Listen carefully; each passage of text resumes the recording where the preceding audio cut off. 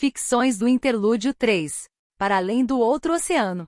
De C. Coelho Pacheco. Anotações. 1. Destinado igualmente a Orfeu 3, consta dos textos que chegaram a ser compostos. Está assinado por Coelho Pacheco e tem a seguinte dedicatória, à memória de Alberto Caeiro. Numa nota do punho de pessoa de um projeto de paginação de Orfeu 3, está assinado Coelho Pacheco. 2. Pacheco é um episódio heterônimo de Fernando Pessoa de quem se não conhece mais nenhuma produção. Estas notas que assina com uma técnica quase futurista de disposição e pontuação, seguem estranhamente próximo o tipo de raciocínio, forçadamente linear e de associações, de Alberto Caeiro. O conteúdo é, no entanto, mais de um gosto ainda indiscriminado a Álvaro de Campos. Não é uma composição de primeiro plano, nem como sentido poético nem como expressão estética. Porque não está datado, nada se pode concluir da sua feitura. O estar dedicado à memória de Alberto Caeiro pode apenas querer significar que a tal foi destinado à altura da publicação de Orfeu 3. Mais do que uma influência concreta de Alberto Caeiro, esta composição parece antes um quase indistinto proto-Caeiro Campos. Num sentimento de febre de ser para além do outro oceano. Houve posições de um viver mais claro e mais límpido, e aparências de uma cidade de seres, não irreais mas lívidos de impossibilidade, consagrados em pureza e em nudez. Fui pórtico desta visão irrita e os sentimentos eram só o desejo de os ter. A noção das coisas fora de si, tinha-as cada um adentro. Todos viviam na vida dos restantes, e a maneira de sentir estava no modo de se viver, mas a forma daqueles rostos tinha a placidez do orvalho. A nudez era um silêncio de forma sem modo de ser. E houve pasmos de toda a realidade ser só isto. Mas a vida era a vida e só era a vida. O meu pensamento muitas vezes trabalha silenciosamente, com a mesma doçura de uma máquina untada que se move sem fazer barulho. Sinto-me bem quando ela assim vai e ponho-me imóvel, para não desmanchar o equilíbrio que me faz tê-lo desse modo. Pressinto que é nesses momentos que o meu pensamento é claro, mas eu não o ouço e silencioso ele trabalha sempre de mansinho, como uma máquina untada movida por uma correia, e não posso ouvir senão o deslizar sereno das peças que trabalham. Eu lembro-me às vezes de que todas as outras pessoas devem sentir isto como eu, mas dizem que lhes dói a cabeça ou sentem tonturas. Esta lembrança veio-me como me podia vir outra qualquer, como por exemplo a de que eles não sentem esse deslizar, e não pensam em que o não sentem. Neste salão antigo em que as panóplias de armas cinzentas são a forma de um arcabouço em que há sinais de outras eras, passei o meu olhar materializado e destaco de escondido nas armaduras, aquele segredo de alma que é a causa de eu viver. Se fito na panóplia o olhar mortificado em que há desejos de não ver toda a estrutura férrea desse arcabouço que eu pressinto não sei. Por quê? Se a poça do meu senti-la como um clarão de lucidez. A sono serem iguais dois elmos que me escutam. A sombra das lanças de ser nítida marca a indecisão das palavras. Dísticos de incerteza bailam incessantemente sobre mim. Ouço já as coroações de heróis que hão de celebrar-me. E sobre este vício de sentir encontro-me nos mesmos espasmos, da mesma poeira cinzenta das armas em que há sinais doutras eras, quando entro numa sala grande e nua à hora do crepúsculo, e que tudo é silêncio ela tem para mim a estrutura de uma alma. É vaga e poeirenta e os meus passos têm ecos estranhos, como os que ecoam na minha alma quando eu ando. Por suas janelas tristes entra a luz adormecida de lá de fora, e projeta na parede escura em frente às sombras e às penumbras. Uma sala grande e vazia é uma alma silenciosa, e as correntes de ar que levantam pó são os pensamentos. Um rebanho de ovelhas é uma coisa triste, porque lhe não devemos poder associar outras ideias que não sejam tristes, e porque assim é e só porque assim é porque é verdade, que devemos associar ideias tristes a um rebanho de ovelhas. Por esta razão, e só por esta razão é que as ovelhas são realmente tristes. Eu roubo por prazer quando me dão um objeto de valor, e eu dou em troca uns bocados de metal. Esta ideia não é comum, nem banal, porque eu encaro-a de modo diferente e não há relação entre um metal e outro objeto. Se eu fosse comprar latão e desse alcachofras prendiam-me.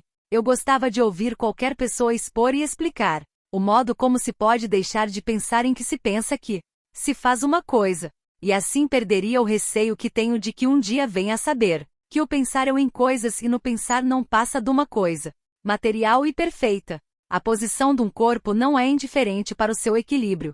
E a esfera não é um corpo porque não tem forma. Se é assim e se todos ouvimos um som em qualquer posição, infiro que ele não deve ser um corpo.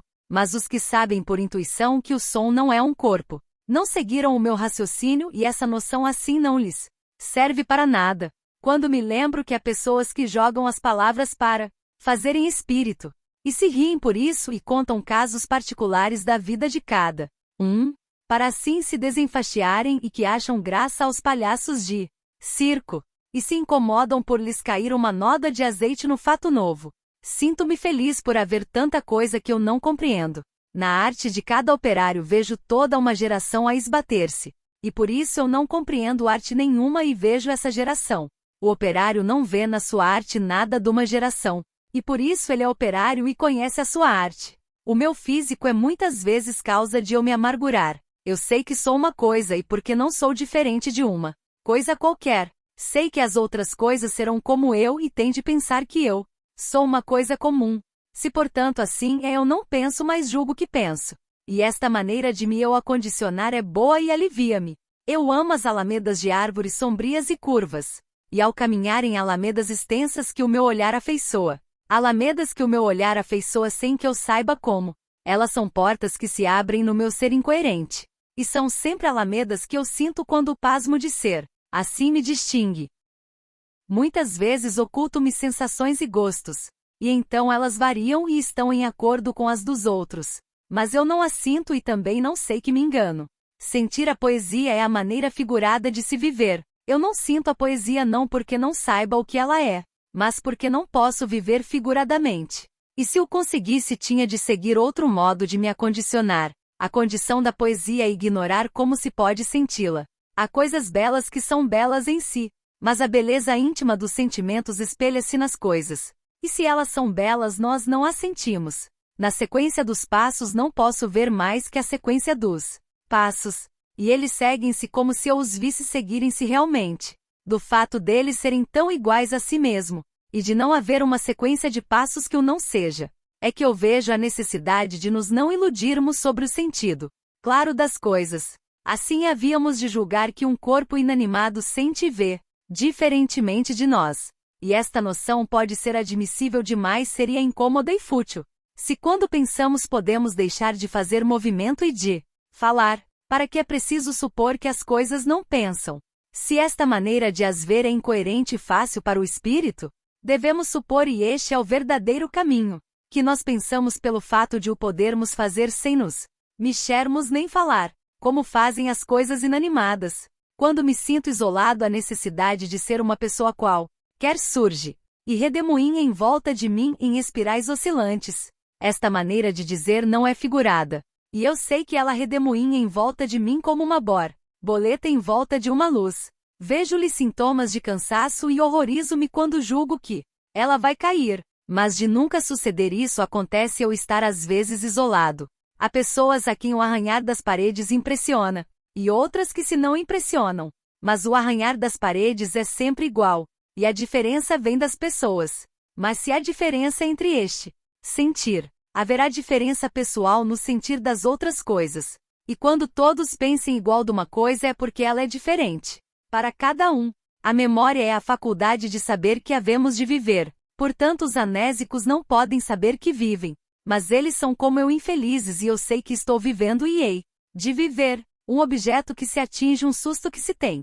São tudo maneiras de se viver para os outros. Eu desejaria viver ou ser adentro de mim como vivem ou são os espaços. Depois de comer quantas pessoas se sentam em cadeiras de balanço, ajeitam-se nas almofadas, fecham os olhos e deixam-se viver. Não há luta entre o viver e a vontade de não viver. Ou então, e isto é horroroso para mim, se há realmente essa luta. Com um tiro de pistola matam-se tendo primeiro escrito cartas. Deixar-se viver é absurdo como um falar em segredo. Os artistas de circo são superiores a mim, porque sabem fazer pinos e saltos mortais a cavalo. E dão os saltos só por os dar. E se eu desse um salto havia de querer saber por que eu dava. E não os dando entristecia-me. Eles não são capazes de dizer como é que os dão. Mas saltam como só eles sabem saltar. e nunca perguntaram a si mesmos se realmente saltam. Porque eu, quando vejo alguma coisa, não sei se ela se dá ou não, nem posso sabê-lo. Só sei que para mim é como se ela acontecesse porque a vejo, mas não posso saber se vejo coisas que não aconteçam. E se as visse também podia supor que elas sucediam. Uma ave é sempre bela porque é uma ave, e as aves são sempre belas. Mas uma ave sem penas é repugnante como um sapo, e um montão de penas não é belo. Deste fato tão nu em si não sei induzir nada, e sinto que deve haver nele alguma grande verdade. O que eu penso de uma vez nunca pode ser igual ao que eu penso doutra vez, e deste modo eu vivo para que os outros saibam que vivem. Às vezes ao pé de um muro vejo um pedreiro a trabalhar, e a sua maneira de existir e de poder ser visto é sempre diferente do que julgo. Ele trabalha e há um incitamento dirigido que move os seus braços. Como é que acontece estar ele trabalhando por uma vontade que tem disso, e eu não esteja trabalhando nem tenha vontade disso, e não possa ter compreensão dessa possibilidade? Ele não sabe nada destas verdades, mas não é mais feliz do que eu, com certeza. Em alhas de outros parques pisando as folhas secas. Sonho às vezes que sou para mim e que tenho de viver, mas nunca passa este ver-me de ilusão. Porque me vejo afinal nas alhas desse parque, pisando as folhas secas que me escutam. Se pudesse ao menos ouvir estalar as folhas secas, sem ser eu que as pisasse ou sem que elas me vissem.